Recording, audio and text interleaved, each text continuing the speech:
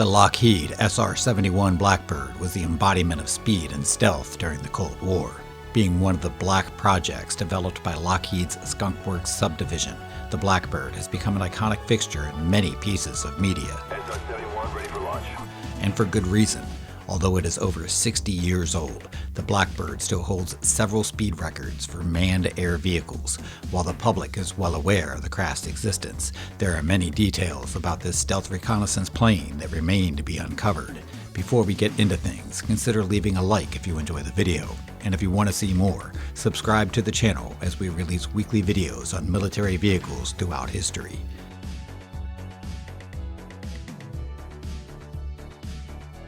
The year was 1957.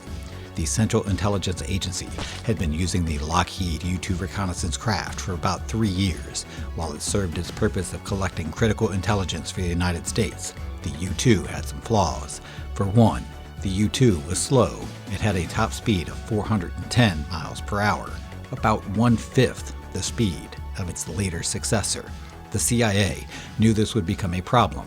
Thus, Lockheed's Skunk Works division was approached to develop an aircraft that could fly higher and faster in order to stay one step ahead of the Soviets. This developmental project was given the name Archangel and began in earnest in 1958. And so in 1958, 2 years before Gary Powers was shot down, so we decided we'd try to make a follow-on airplane, which became finally the SR-71, to fly higher and 4 times as fast.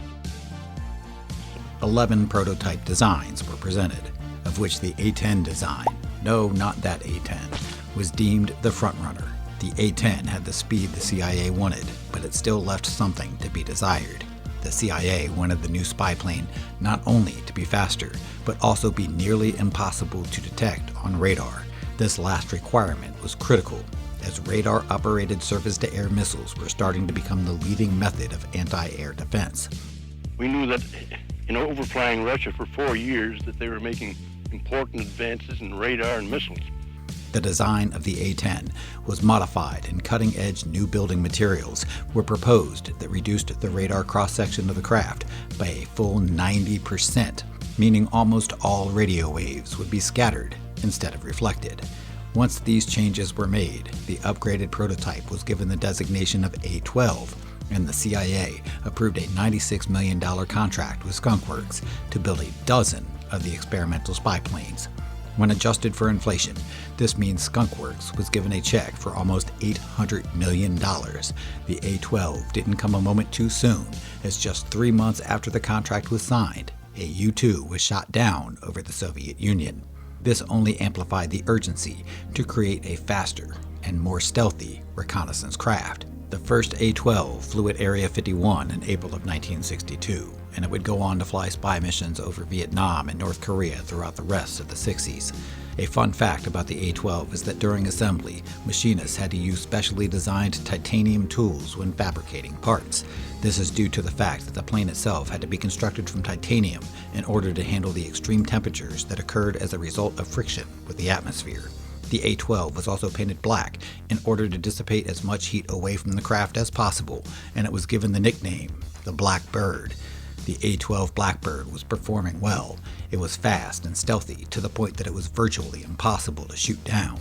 However, as any aerospace engineer will tell you, improvements can always be made. Over time, the A-12 was given a larger fuel tank so longer missions could be conducted, and a second seat was added so a dedicated systems officer could focus on operating all of the hyper-advanced sensors, radars, and cameras on board the craft. Eventually, enough improvements were made that the A-12 was given a new title, the SR-71 Blackbird, the SR standing for Strategic Reconnaissance. The SR-71 was made to fly above Mach 3, or about 2,500 miles per hour.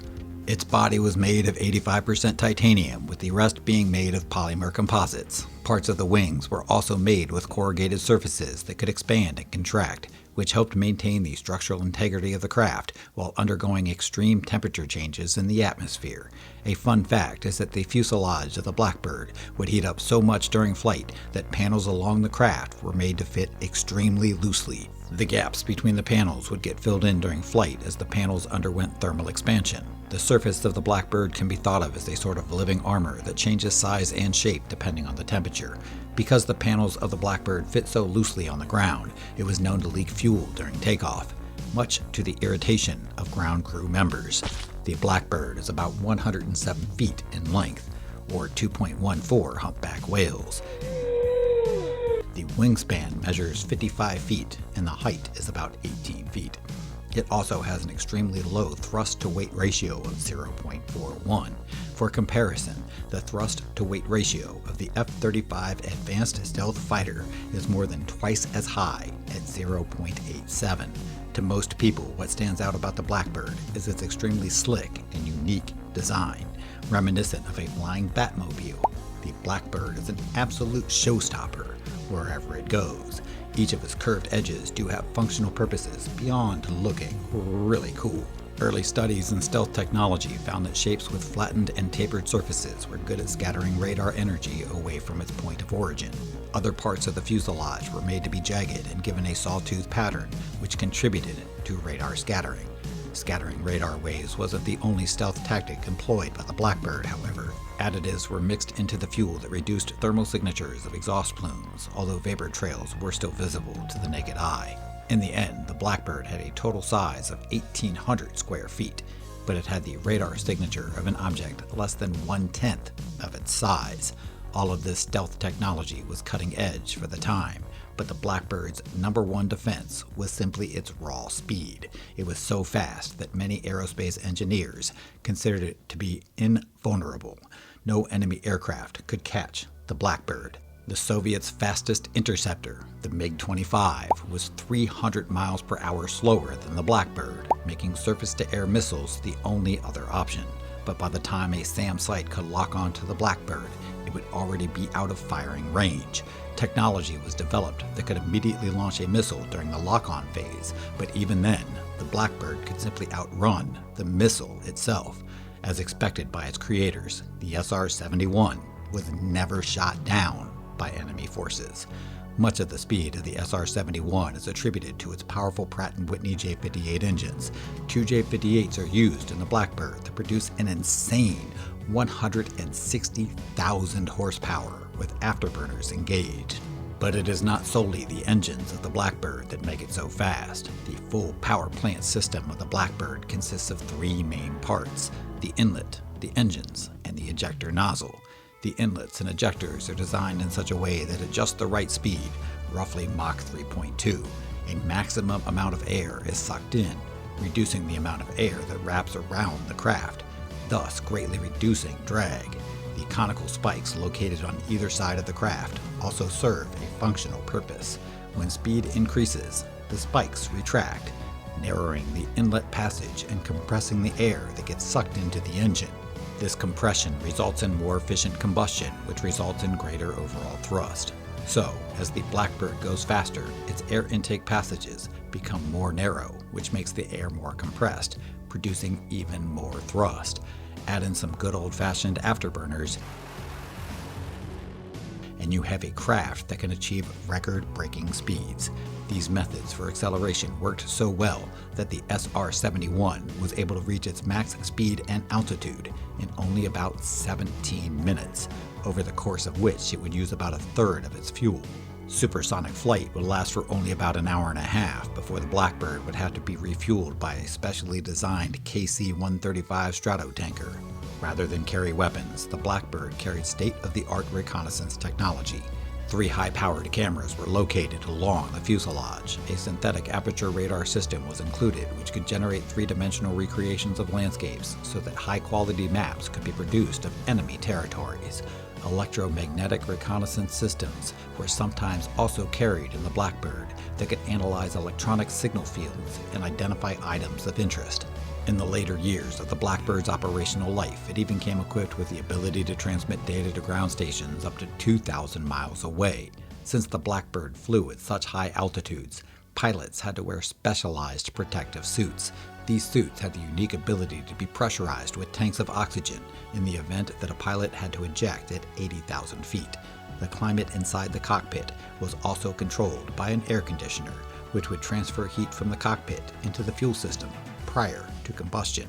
If there was a way to make the fuel burning process more efficient, the Blackbird was sure to implement it.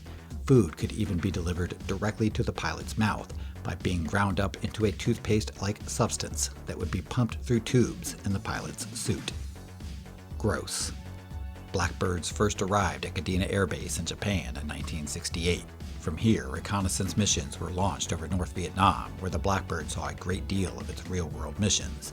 On average, each Blackbird could only be flown once a week due to the maintenance that had to be conducted after each flight. Blackbirds would often return to base with missing rivets, damaged panels, or broken inlet systems. Even when a Blackbird was in tip-top shape, it still required a great deal of preparatory work before it could be launched. Rob Vermeland, a Lockheed Martin development manager, has said that at best, a fully repaired Blackbird would require about 19 hours of prep time before it could embark on a mission.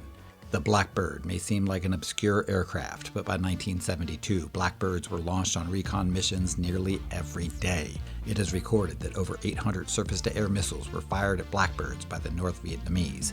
Ironically, a rudimentary unguided rocket came the closest to damaging a Blackbird. These unguided rockets did not set off the Blackbird's launch detection systems and were therefore the only types of projectiles that even had a chance of touching an SR-71.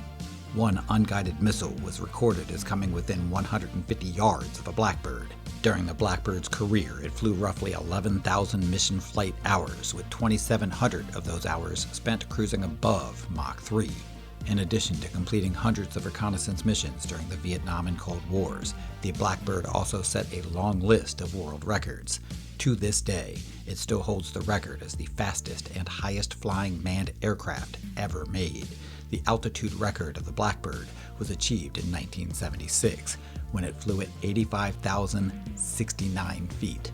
The speed record was achieved the same day, when it flew at 2,193 miles per hour. But one Blackbird pilot, Brian Scholl, claimed he flew at 2,660 miles per hour in 1986 over Libya while he was evading a missile. The Blackbird also set the record for fastest flight from New York to London in just 1 hour and 54 minutes. In 1990, the Blackbird was retired from military service. New unmanned reconnaissance vehicles were becoming more prevalent, and it seemed more practical to use these drones as they were cheaper and easier to replace. Orbital satellites have also developed the ability to take long-distance photos and achieve similar intelligence results as the Blackbird. While these options may be safer, they do have some of their own drawbacks. For one, it can take a satellite up to 24 hours to get into proper position for a photograph, making them much slower to respond to emergency situations. At the Blackbird's retirement party, Senator John Glenn chastised the Department of Defense for not using the SR-71 to its full potential. He is quoted as saying, "Mr. President, the termination of the SR-71 was a grave mistake and could place our nation at a serious disadvantage in the event of a future crisis." In November of 2013, media outlets reported that Skunk Works was in the process of developing an unmanned version of the SR-71 that could fly twice as fast as the old Blackbird. This was rumored to be called the SR-72, son of Blackbird. However, as of now, the Air Force has confirmed that the Northrop Grumman RQ-180 stealth drone is the only official potential replacement for the legendary SR-71. We hope you enjoyed the video if you made it this far. If you did, consider subscribing to the channel as it helps us immensely. We will continue to increase our video output in the coming months, so keep an eye out for new videos about some of the most fascinating military vehicles of all time.